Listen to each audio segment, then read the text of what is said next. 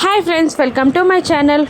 సామ్రాజ్యం తీసుకొచ్చిన అబ్బాయి ల్యాప్టాప్లో వీడియోని చూపిస్తూ ఉంటాడు. ఆ వీడియోలో జగదాత్రి తానే స్వయంగా పసుపు తాడికి 3 ముళ్ళు వేసి తన మెడలో తానే ఆ పసుపు తాడుని వేసుకోవడం అందరూ చూసేస్తారు. ఇక జగదాత్రి కేదార్లు షాక్ అవుతూ ఉంటారు ఆ వీడియోని చూసి. ఇక నిషి ఇలా అంటుంటుంది, అబ్బబ్బబ్బా, ఎంత బాగా ఫ్యామిలీ ప్యాక్గా అందరినీ మోసం చేశావే, ఎన్ని అబద్ధాలు, ఎన్ని నాటకాలు, ఎన్ని మోసాలు, బాగా నాటకమాడి అందరినీ మోసం చేశావే అని నిషి అంటుండగా, ఇక దాత్రి వాళ్ళ నాన్నగారు దాత్రిని చెంప మీది నుండి ఒక్కటి కొడతారు. ఇక కౌశికి కూడా ఇలా అంటూ ఉంటుంది, చాలా పెద్ద తప్పు చేసావు జగదాత్రి, జీవితంలో సరిదిద్దుకోలేని తప్పు చేసావు, ఈ తప్పుకి నువ్వు జీవితాంతం శిక్ష అనుభవిస్తావు అని